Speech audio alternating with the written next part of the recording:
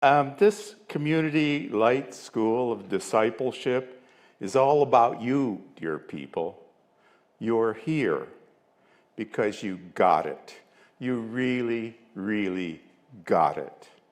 So pardon my words if maybe I sound a little bit preachy at times. I don't get to do this often anyway. I know that I'm preaching to the choir here, but I'm preaching for a very good reason, because we need to lock arms in brotherhood and sisterhood and do the ugly work sometimes of mission. I say ugly because it never seems to be pretty. And as soon as we start out on the mission road, we never know where we will go. And that's an important idea in terms of what we do. We could write a complicated mission statement. I got one on paper somewhere, but I've forgotten it.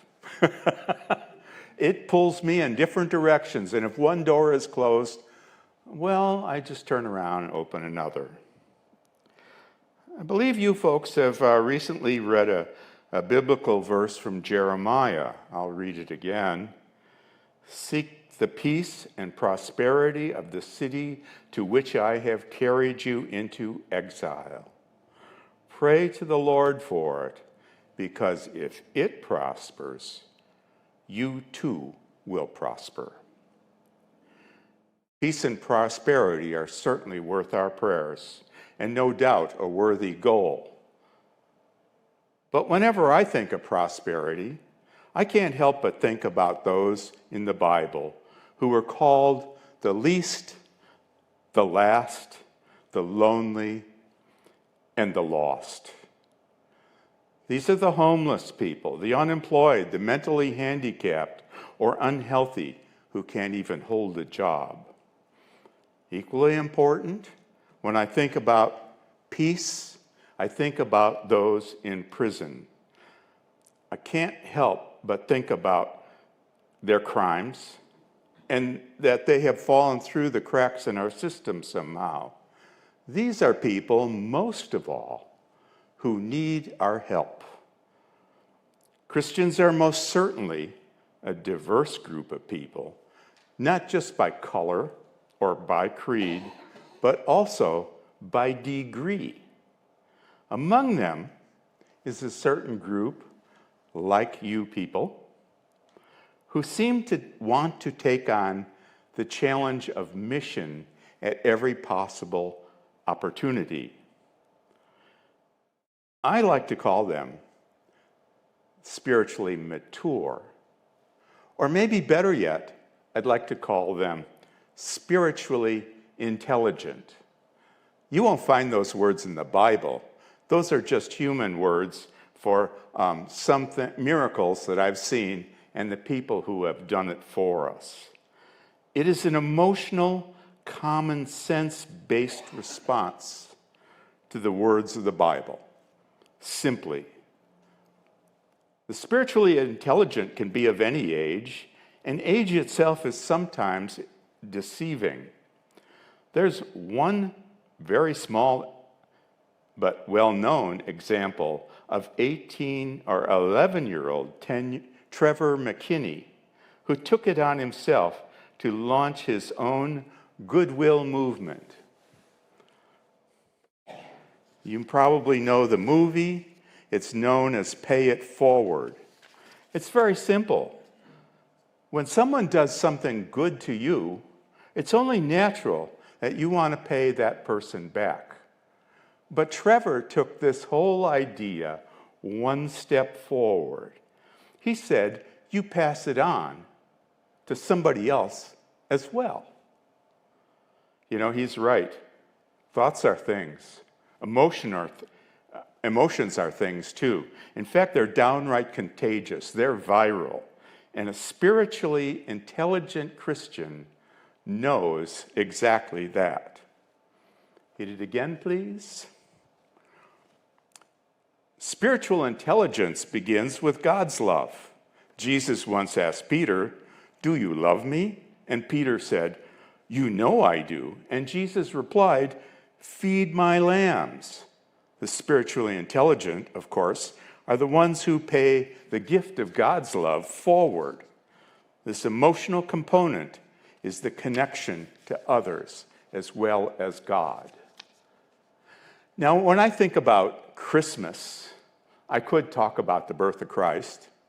And we have a couple ministers here who write whole sermons on the subject.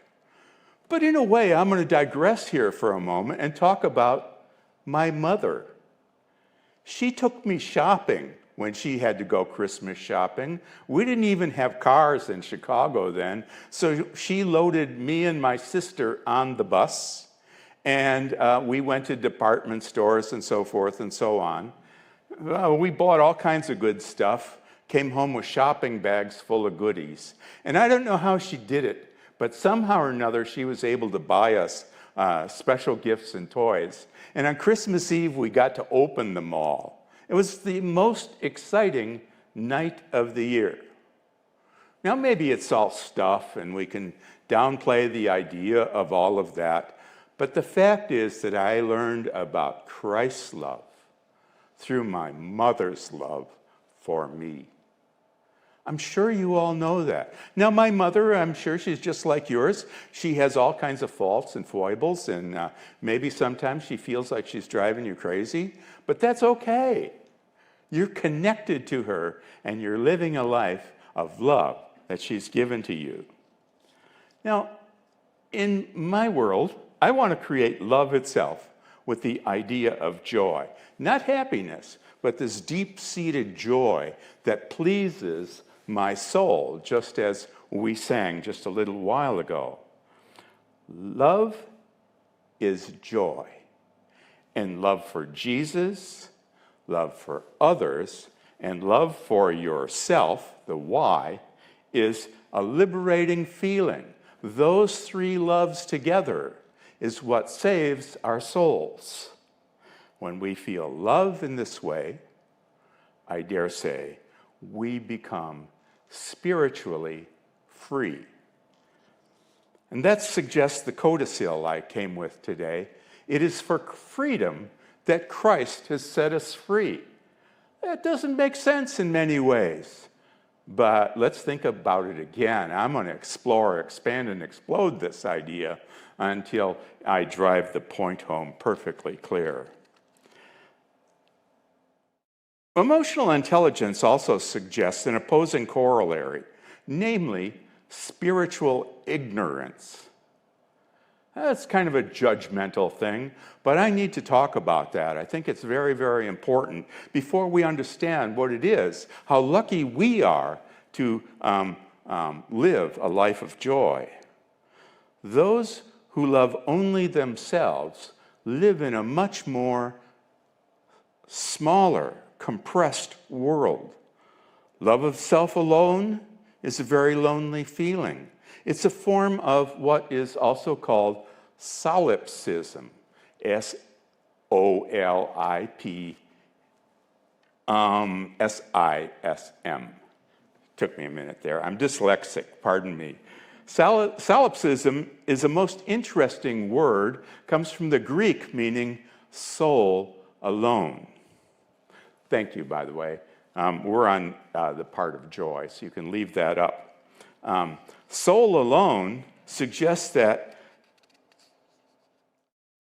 these people are in a trap if they can't live with others. Because what is without love for others? What is it after all if we have everything in the whole world and we're still all alone? How terrible would that life be? It's miserable. And I know this misery very well because I work inside a prison. I visit with approximately 300 prisoners every year and visit all 10 prisons. And I have learned a special phrase that I can use with the men inside, and they totally get it right away. I'm going to share what spiritual ignorance is with you. The one-bar prison of self. Self painted with a downward slash, a bar. And that's where they live. They can't get past that bar. You can let them out.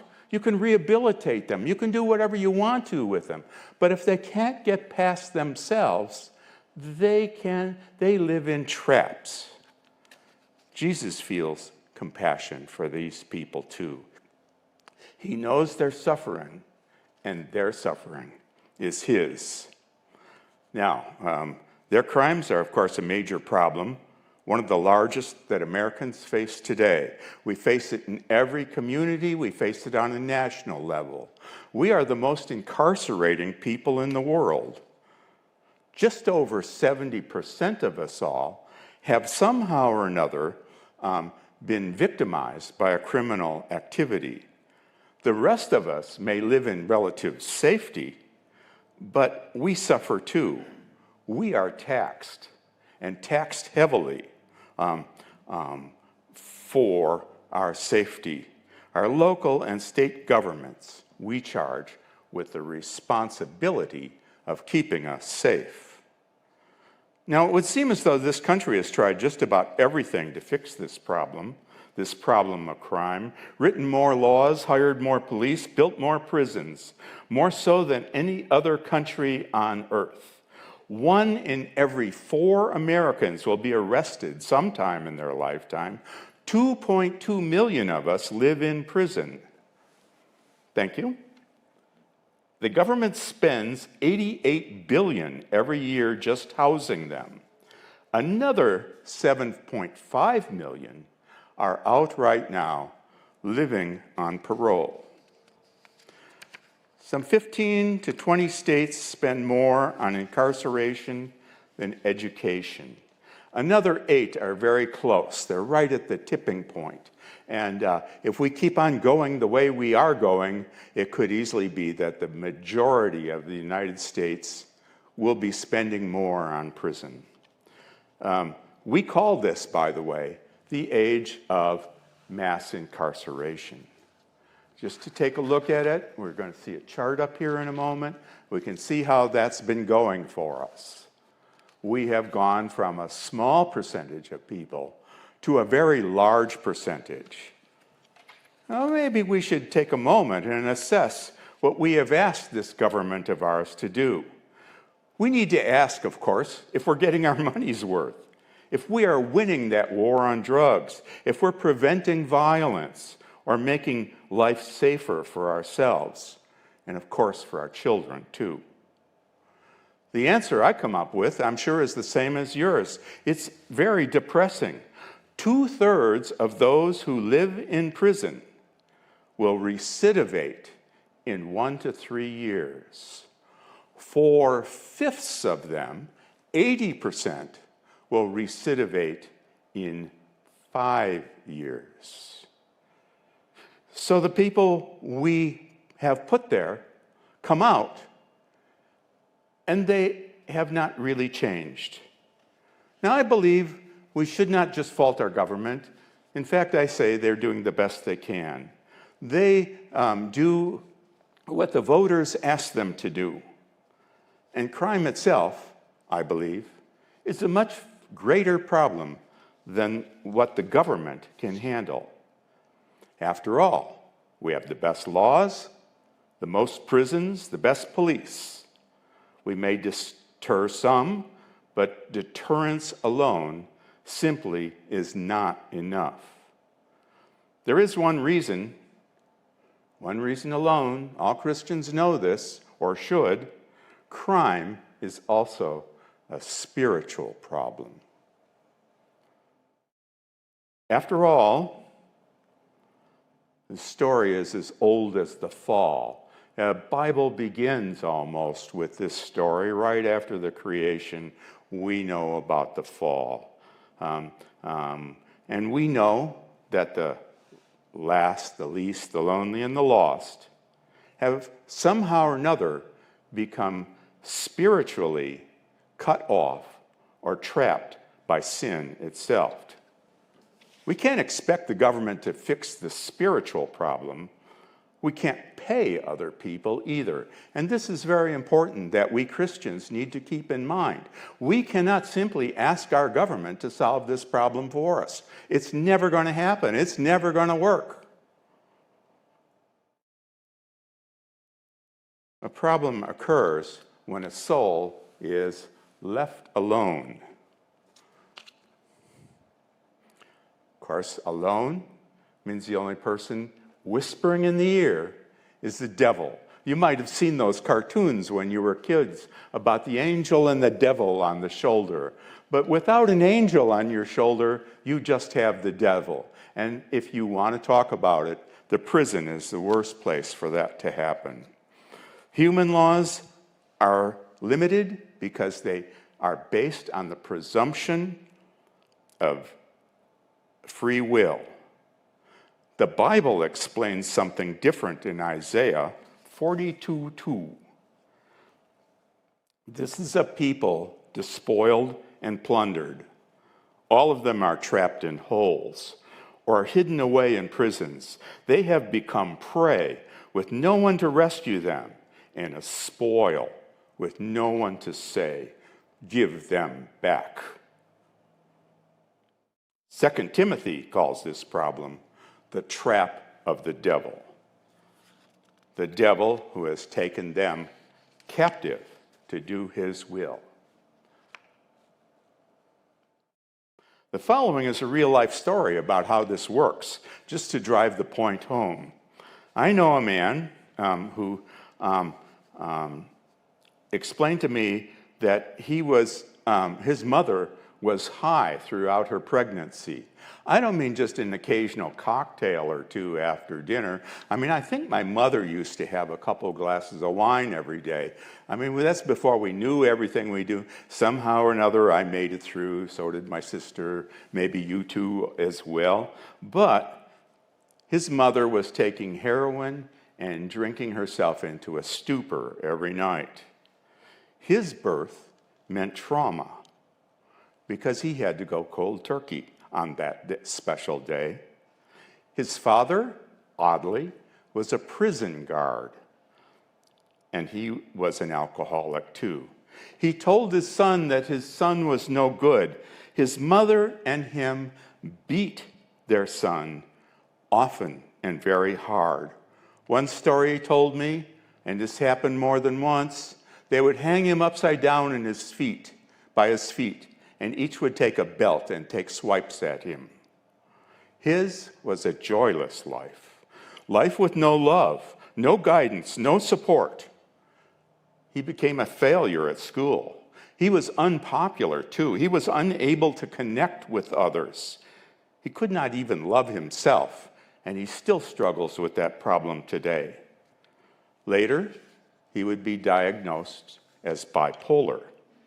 His mind had somehow or another literally split in two, closed down and closed off in order to protect itself. He turned to drugs and alcohol to numb his pain. He later lost his job because of that. He became homeless and then turned to crime. Prison traumatized him again and again.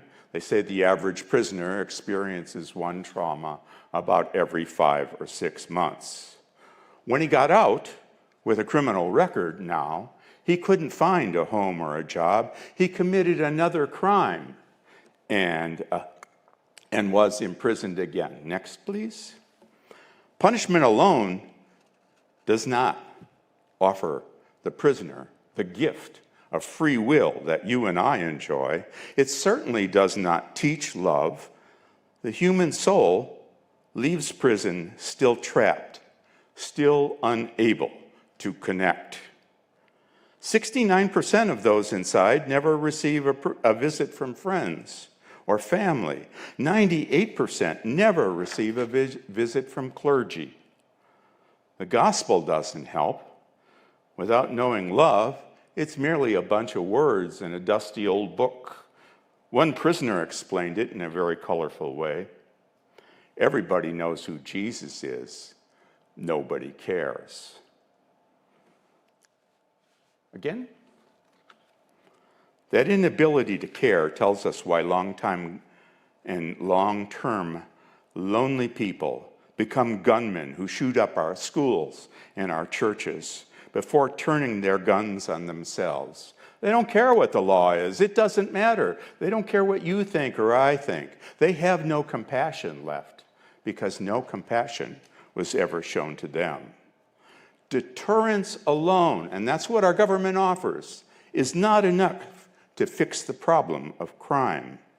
It's soul alone, the devil's trap. Prison or punishment doesn't make people better. It makes them worse.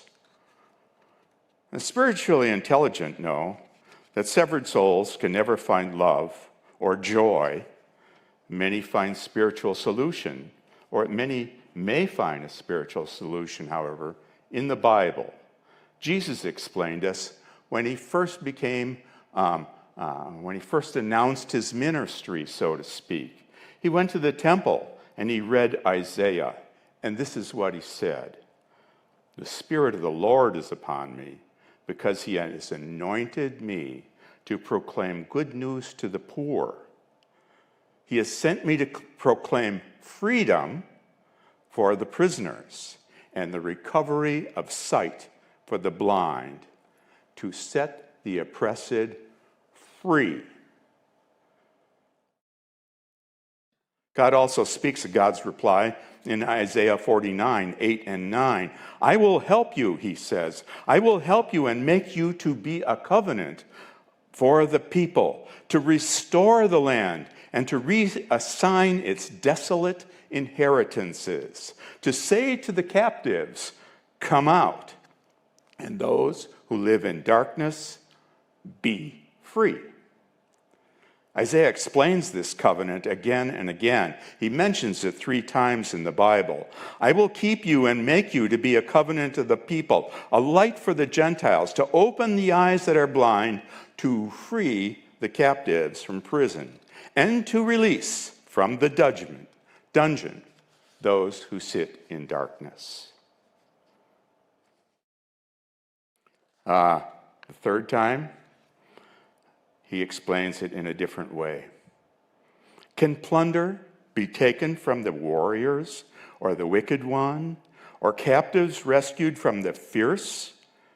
This is what the Lord says. "Yes, captives will be taken from the warriors, and plunder will be retrieved from the fierce." Isaiah refers to that very same covenant again, and this is when he repeats the promise.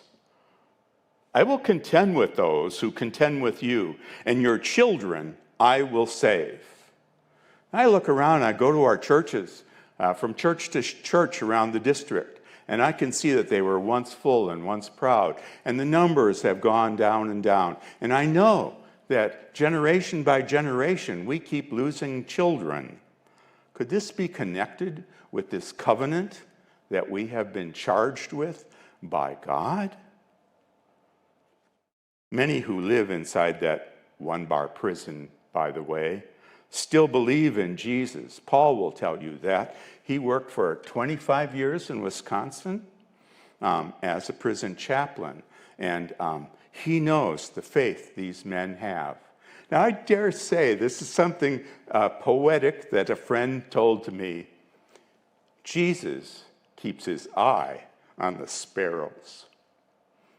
I can pray to God and ask for a new color TV, a brand new Buick, and I may or may not get that. But I'll tell you one thing. If these people pray to Jesus, and you know this too, it's almost miraculous what happens to them.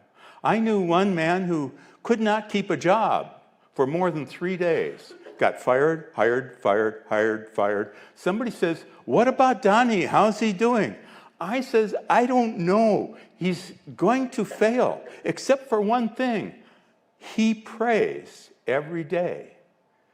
Sure enough, 2 years later, he comes to visit me and tells me he's getting married now. He's bought a house. He has a job. He even has a dog. His life has changed miraculously. And the woman he's marrying, he mentioned, is a good Christian woman. So while they have the house, they haven't moved in together yet. They're honoring their covenant with God. Well, okay. We know that these same people in prison will come around when they sense the presence of love and compassion, and that they will grasp the promise of joy. God is love, of course. God explains, God so loved the world. They also need some sort of human love, however, in order to break free, just like my mother did at Christmas time. St. Paul explains this to us all quite clearly, something we all know, of course. And now these three remain: faith, hope, and love. But the greatest of these is love. You know why?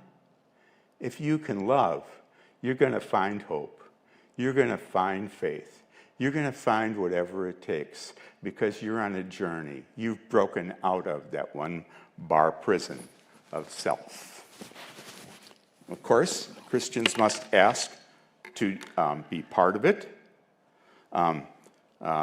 They must ask to interact with these people, and they must ask, of course, through prayer.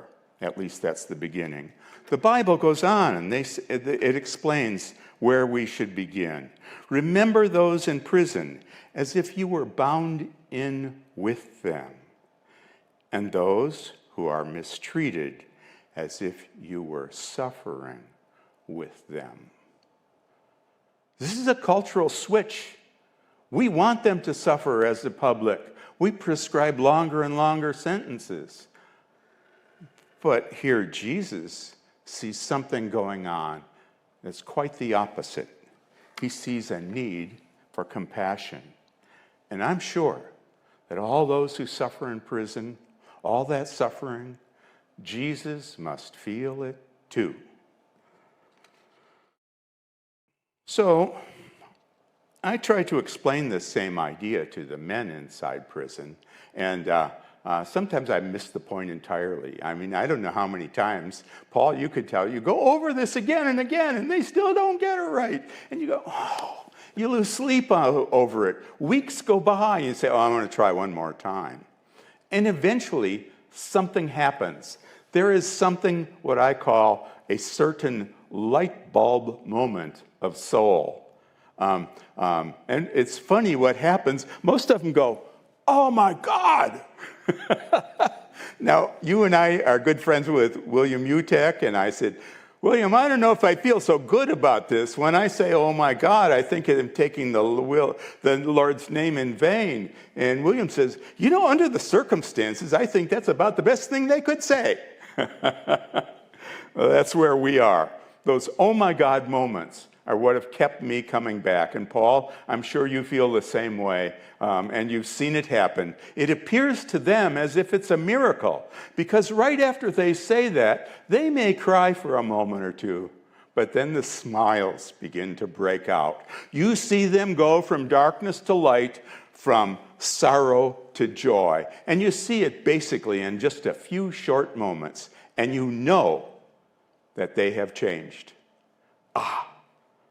So I'm trying to explain this to the men after we've gone through this many times. And one of the men in the class said, you know, I think we're all on the bus. Oh, they might be locked up for another couple years. They might be serving life. But it doesn't matter. They're on the bus. Spiritually, they're free. They're going somewhere where no one can touch them except for those who care. And when we see the men on the bus, women too, we find somehow or another that joy is always there. Now, I said, on the bus then, Christians must understand this is the jailbreak of joy. Not all Christians may feel this way. Some may still gloat when a criminal goes to prison. And when criminals have paid for their crimes, many Christians still don't want them when they come back. Someone in Prior Lake explained this. The guys over at Damascus Way explained that there's a pushback against opening a new halfway house for Christian men, and they called them NIMBYs, N-I-M-B-Y, NIMBYs. NIMBY stands, in prison language, for not in my backyard. And maybe that's the way we receive them. Maybe this is a telling moment. Maybe our society is wrong about them. Dan, I'm sure you know that many men come around over there at Damascus Way, and for sure, whatever they're doing, they're much safer than if they were allowed out on their own. One man told me a story I want to share with you about the same kind of thing, not in my backyard. His father was a minister. His father worked relentlessly hard, doing the business of the Lord's work and maintaining his church. His father, however, was never there at home and expected his wife to do all the hard work of raising the children. This man never really felt his father's love. When he grew up, and in time, he turned to drugs to fill that hole inside his soul. And when he got caught, his father was outraged. He disinherited the son and never visited him, never saw him again. Now, fortunately, here in the district, we got a wonderful program which we call Pastors to Prisoners. We have sent Pastor David Mackey into one of our prisons, and that's where he met this man. And David Mackey met with this man once a month for about an hour for a whole year. And Mackey became maybe this man's first good friend. Now, Mackey even continued with this friendship when he got out. And so Mackey and him would go fishing together. Easy enough. In fact, I don't think Mackey is working on anything difficult, anything hard. He doesn't have to make people accountable, at least not this man. They just go fishing. They share a little bit of joy. So, unfortunately, David Mackey died, but I still see his buddy Al today, and Al still talks about it. He's married now, he has a job, he's drug-free, that whole sort of thing happened. It's not hard once again. This story tells us that friendship is spiritual intelligence, that the best possible solution to crime is friendship, a joy that is contagious. Joy is the jailbreak. Joy frees the lonely soul. Joy is getting on the bus. Well, I know my time is up here. This is where I stop. Thanks for listening to me. Once again, you're here because you get it. You really do. And I can tell by the smiles on your faces, you knew exactly what I've been saying all along. You knew it was right. You felt it was right. Now you've just heard the words. Okay? Thank you, Pastor. Pardon? 10 more minutes yet. 10 more? Oh, look out, folks. Never say that to a public speaker. Well, we need not go into prison to rescue lost souls, and I want to underscore that. I know the Bible says, going into prison, but our prisons don't want us in there anymore. I suppose there's been one too many fireball preachers getting everybody all revved up and so forth, when perhaps a good man inside prison, the chaplain, knows what's better for these people inside.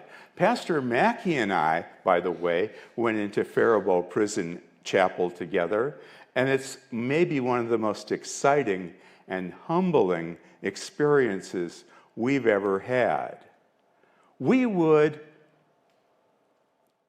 would stand up for the entire service. They never sat down, did they? You're singing a song or maybe saying a prayer, and people raise their hands. They use their whole bodies. They start dancing sometimes, just a little bit in place, nothing weird, okay? And they're having a ball. This is church. And when Mackie and I were there, it was really funny because the room had one aisle down through the middle. And on this side, no offense to you people, all the real Christians sat. And on that side, all the gangs would come and do their business.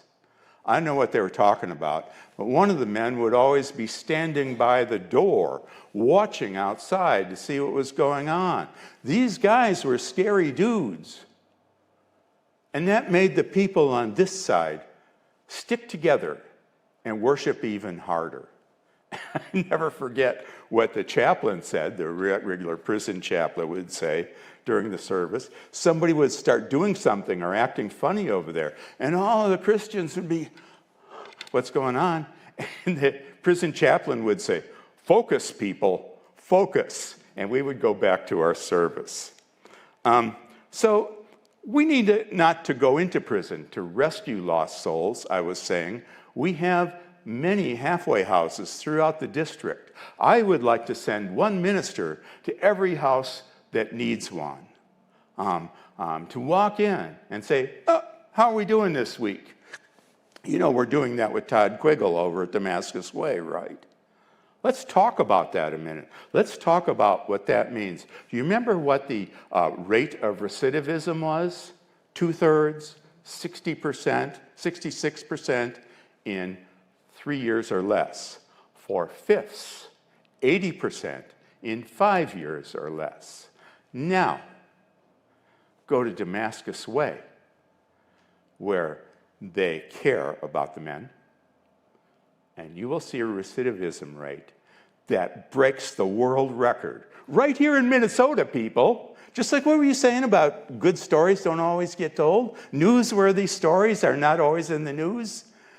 Their recidivism rate is just 8%.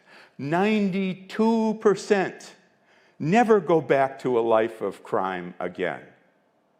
It's just that simple. It's that whole idea of joy. Who wants to go back to sorrow and misery after all? Oh, I want to be alone. I want to hate people. That sort of thing. I am going to stop about here. I'm going to read a poem, if you don't mind. I wrote it on the way in. I was driving. Sorry, people. I read Isaiah once or twice. 3 times he asked me to save the lost. I read the words of Jesus, too.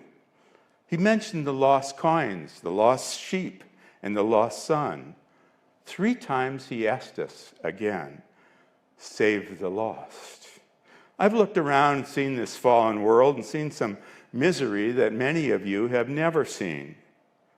I know maybe we are no better off than we always have been. No matter what we have done, no matter what we try, it never seems to change. This would be, however, a better place if we just listened to Jesus and just listened to Isaiah, paid it forward, and said, save the lost, save the lost, save the lost. That's it. I think I'm done.